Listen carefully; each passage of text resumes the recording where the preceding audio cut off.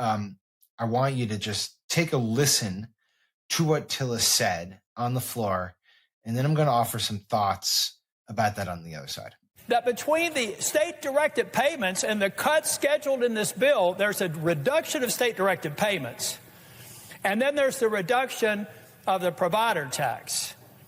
They can't find a hole in my estimate. So what they told me is that, yeah, it's rough, but North Carolina's used the system. They're going to have to make it work. All right.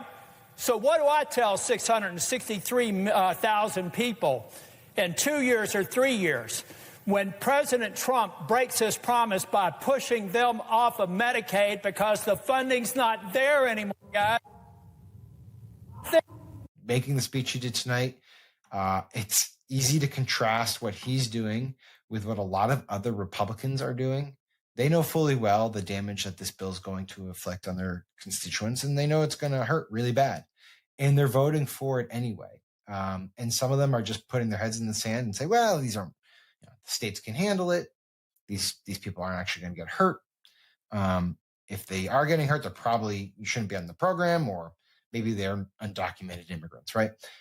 But then you have people like Josh Hawley, who spent months being like, we can't cut Medicaid. We can't cut Medicaid. And then this bill comes around and he's like, it does cut Medicaid and I hate it.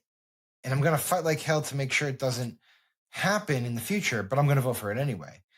And you look at that and you look at Tillis and you just got to kind of tip your hat, I guess, in the end to Tillis for seeing the writing on the wall, for seeing how bad this bill is, and for deciding that he's just going to go for it and do what he can with the very little remaining time that he has before this bill passes and the remaining time he has in office, and just tell it like it is.